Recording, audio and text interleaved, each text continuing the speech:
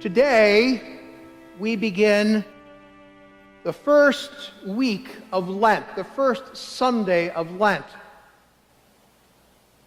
And like many times in the life of the church, whenever we begin something like this, we hear a very familiar gospel story. Today, we hear the story of the temptation of Jesus in the wilderness. Now, like all familiar gospel stories, sometimes we begin and suddenly our mind wanders away and we're thinking of something else because the words are so familiar that we just naturally do that. That happens to me usually on Christmas Eve as I walk down the aisle and I'm proclaiming the Christmas story and I'm reading it, but then my mind is reciting the words I learned a long time ago, and the translation that we use isn't quite the same, and pretty soon I'm getting all mixed up and I have to sort of redirect myself and get right on course and go back to the text and actually look at it before I read it. That's what happens when something is so familiar.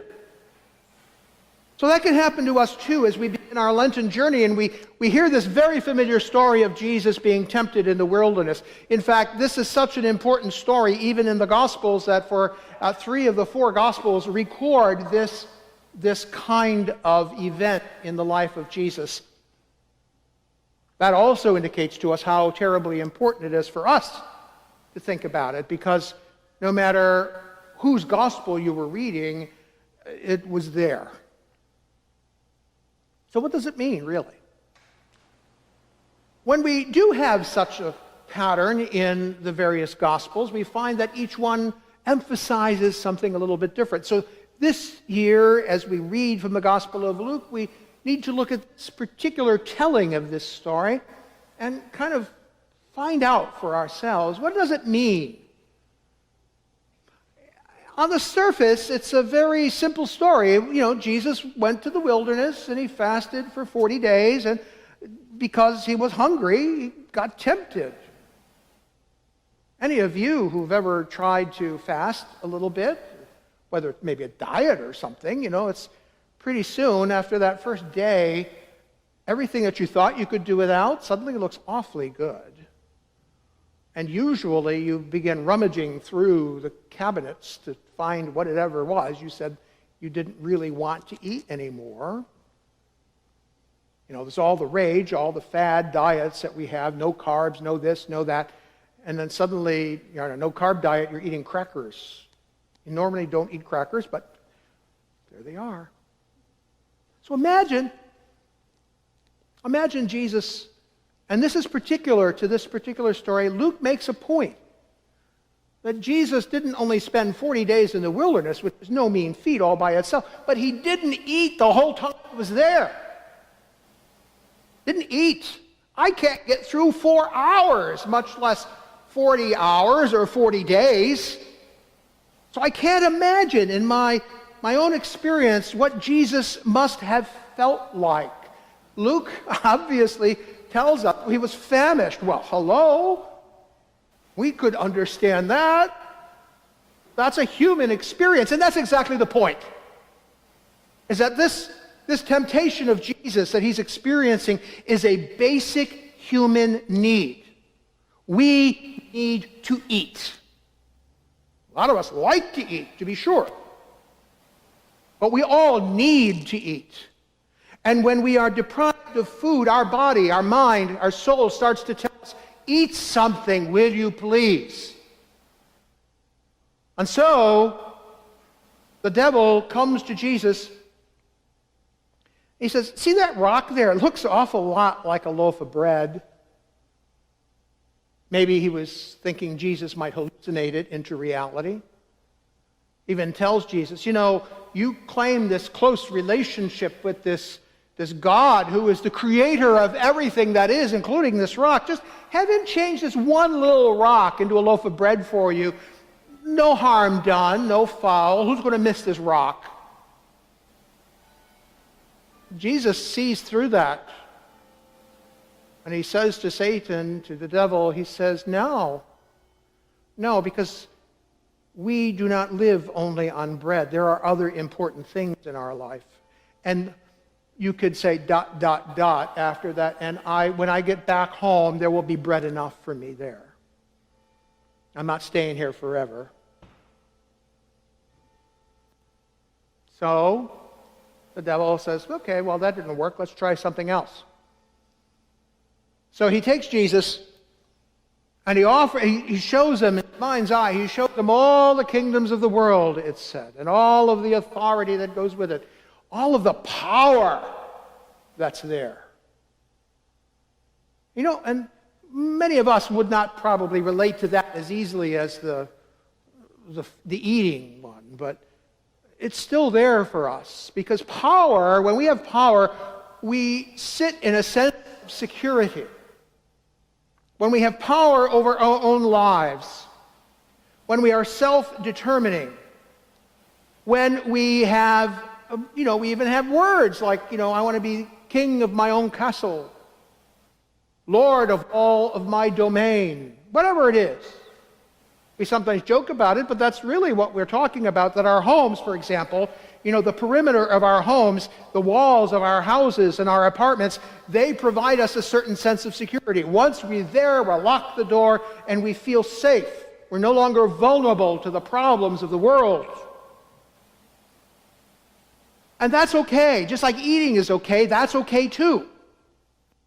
But when we get so concerned about our safety that we begin to invest resources in it that really don't make much sense anymore, that then suddenly, we become, some people might say, paranoid. We have to have 6 levels of alarm systems, and we want to make sure that we build walls around our properties, and we want gated communities, and we want this, that, and the other thing. It gets bigger and bigger and bigger. And that sense of security, we even bring it to international affairs where we start talking about national security. And we invest all of our resources that we do, so much of our resources, into making sure that we are safe and secure. The only way we can do that is to be sure that we are powerful, that we can overpower any enemy that threatens us. Well, in and of itself, it's not a bad thing. But just like eating, when is enough? Enough. Because even eating, Jesus needed a piece of bread, to be sure. But how many of us go through our lives and we make sure that our larders are full, our cabinets are full of things, cans, boxes of things, that eventually we read on the outside this, it's fresh by date or expired, and you realize, I can't eat that, and you toss it in the garbage. How much of that do we really need? How much do we have to store up in our storehouses, in our silos? How much do we really have to gather to ourselves? Not only food, but other things as well, because we may need that someday in the future. And I don't feel good, I don't feel secure, I don't feel powerful if I don't have all these things around me. The question becomes, how much is enough? Food, security. No. The devil didn't get very far with that one, so he decides to do yet another one. And this is the one that's usually the place where we fail the most. And that's about our ego. Who do we think we are? He takes Jesus to the pinnacle of the temple. And that's specific, the highest point in Jerusalem. And he tells Jesus to throw himself down. Because after all, if you really are who you think you are, then God will make sure you don't hurt yourself.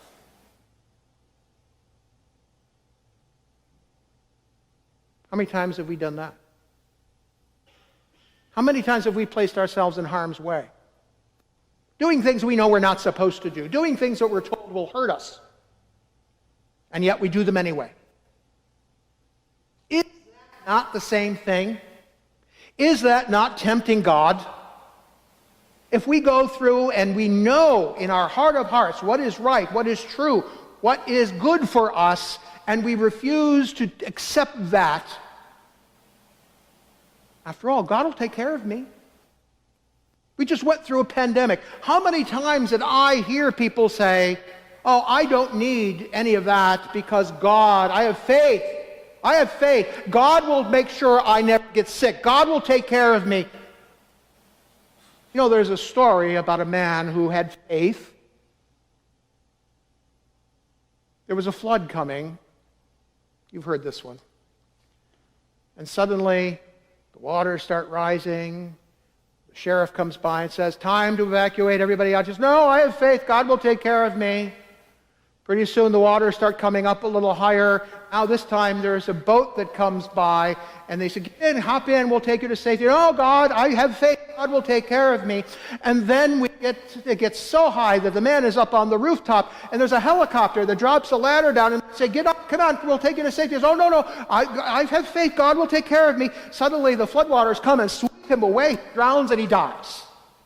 And then he's at the gate of heaven, and he meets God, and he says, why did you not protect me? Why did you not take care of me? I had such faith in you. And God said, I sent you the sheriff, I sent you a man in a boat, and I sent you the helicopter. What more do you want from me? That's a funny little joke. But it is the way we tempt God.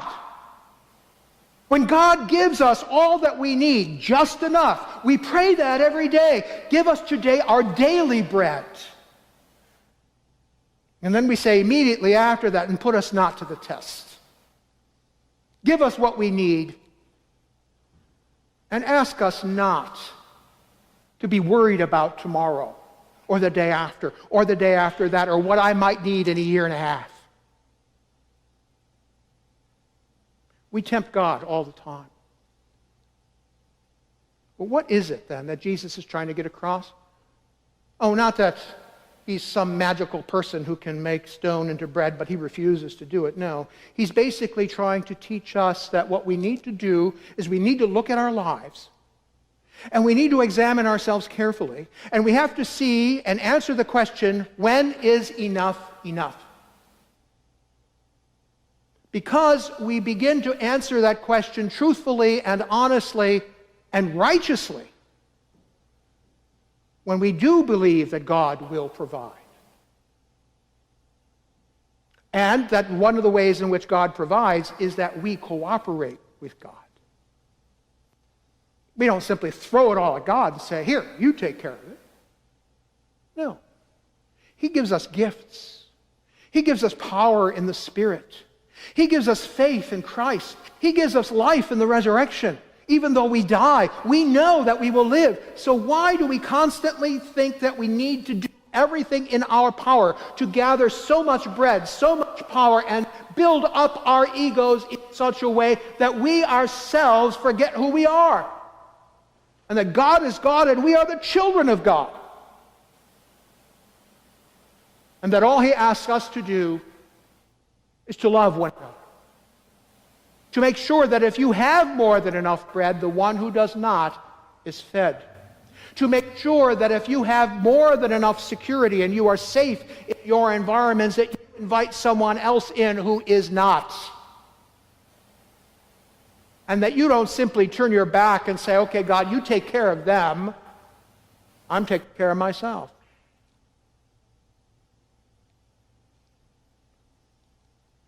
Three temptations Jesus had. And He overcame all of them.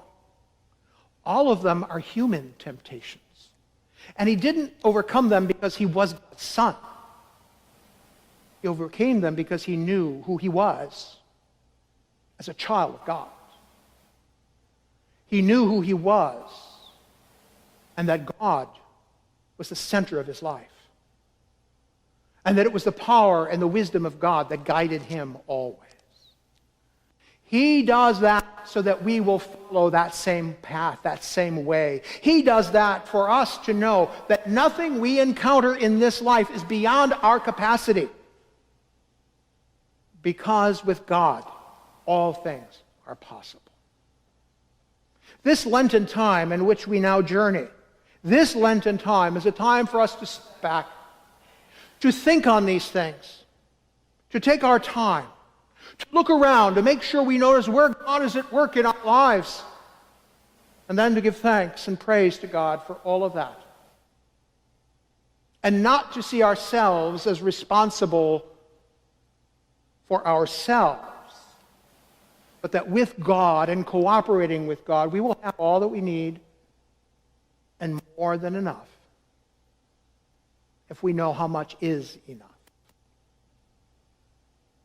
And then we begin to love one another by sharing out what we have, supporting one another, guiding one another, helping one another. These two things we've heard. They are the law and the prophets. Everything right there in Jesus. So, my friends, as we face these own temptations, step back, take your time, think about it.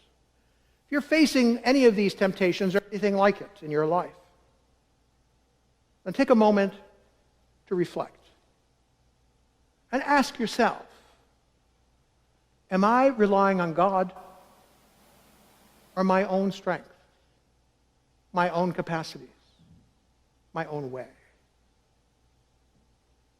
Whatever answer you come up with, you know what the right one is. And it gives us some time to adjust, to think hard and carefully and long, so that when we emerge from our Lenten time, like when Jesus emerges from the wilderness, we will be on our way.